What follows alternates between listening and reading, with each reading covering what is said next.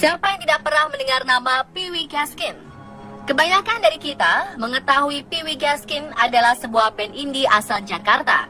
Tetapi kalau Donald Henry Pee Wee Gaskin, apakah Anda pernah mendengarnya?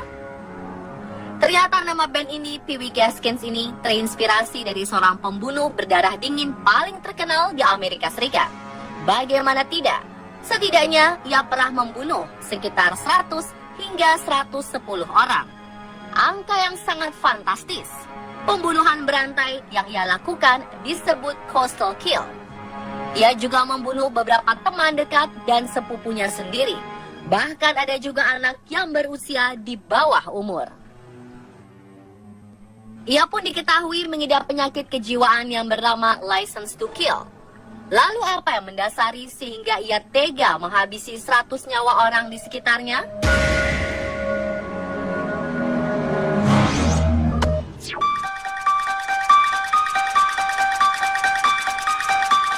Donald Henry Gaskin melakukan pembunuhan pertamanya di penjara.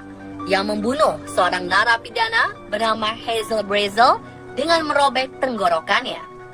Pembunuhan tersebut dilakukannya untuk mendapatkan reputasi di penjara agar ia ditakuti antara sesama narapidana.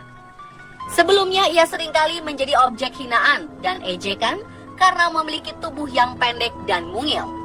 Itulah sebabnya ia mendapatkan julukan Pee Wee oleh orang di sekitarnya.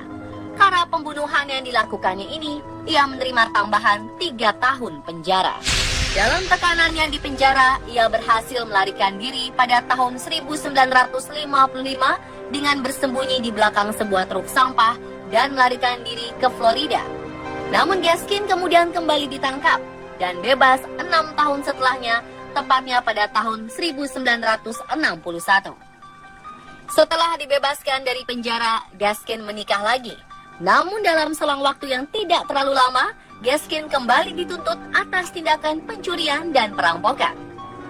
2 tahun setelah bebas di masa percobaannya, Gaskin kembali ditahan atas kasus pemerkosaan terhadap seorang gadis yang baru berumur 12 tahun.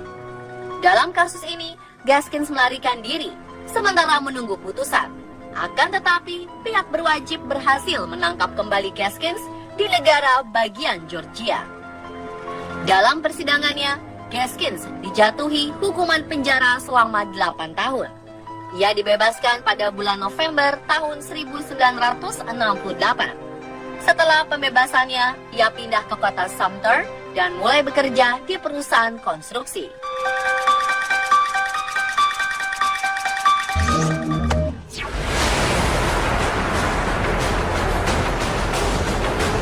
Gaskin melakukan serentetan pembunuhan keji yang disebut sebagai coastal kill di dekat pantai Amerika bagian selatan. Ia membunuh para korbannya dengan sesuka hatinya secara acak, baik pria maupun wanita. Ia membunuh rata-rata sekali dalam setiap bulannya. Namun korban Pee Wee Gaskin kebanyakan adalah anak-anak dan remaja. Bahkan ia mengaku juga membunuh bayi.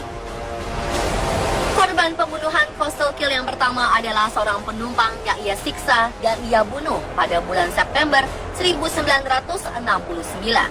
Jasadnya ia tenggelamkan di rawa agar tindakan kejinya tersebut tidak tercium oleh pihak yang berwajib.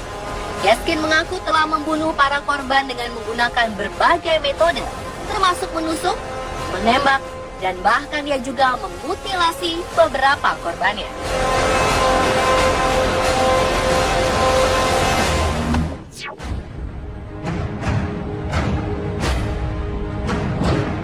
Pembunuhan tersebut seringkali dilakukan untuk menahan rasa kegelisahannya yang sangat mengganggu ketika ia tidak membunuh. License to Kill berarti kelainan jiwa yang cenderung dinamakan dengan psikopat. Pengidapnya dinamakan sebagai sosiopat. Perilakunya seperti antisosial, tidak memiliki empati, merugikan orang-orang di sekitarnya, dan tindakannya berani sampai tak terkendali. Bahkan bisa dengan sengaja membunuh siapa saja. Dia menyiksa dan membunuh korbannya, namun ia akan membuat korbannya hidup selama mungkin agar ia dapat terus menyiksanya. Itu semua ia lakukan karena masa kecilnya yang suram. Seperti apa masa kecil Pee Wee Gaskin?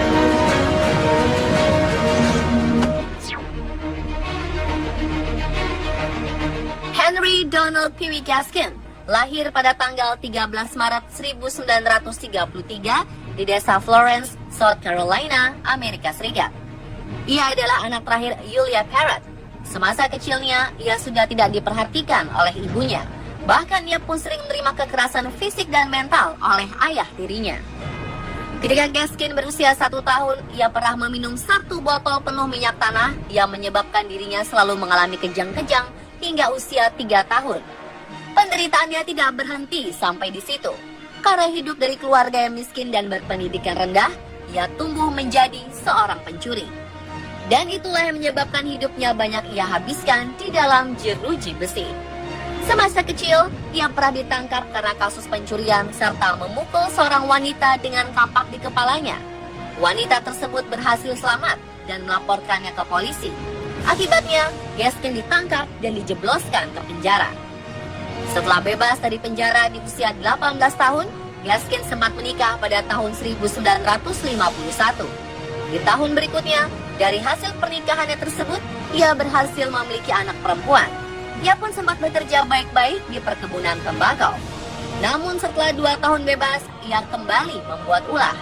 Ia melakukan sejumlah penipuan asuransi dan ia kembali ditangkap lagi pada tahun 1953 karena kasus percobaan pembunuhan menggunakan palu terhadap seorang gadis remaja. Menurut pengakuannya, gadis tersebutlah yang telah berani menghina dirinya. Akibatnya ia dijatuhi hukuman selama 6 tahun penjara. Selama penahanan inilah istri Gaskin menceraikannya. Selain pembunuhan hostile kill, ia juga membunuh beberapa saudara dan teman-teman dekatnya.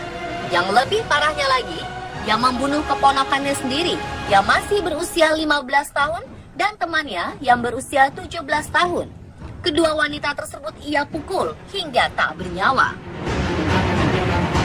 Lalu, setelah semua yang telah ia lakukan, berhasilkah ia ditangkap kembali? Dan hukuman apa yang pantas ia terima setelah membunuh dengan sadis korban-korbannya tersebut? Saksikan kelanjutan kisah pembunuhan berantai paling kejam dari Amerika Serikat, Pee Wee Gaskin, besok malam di jam yang sama.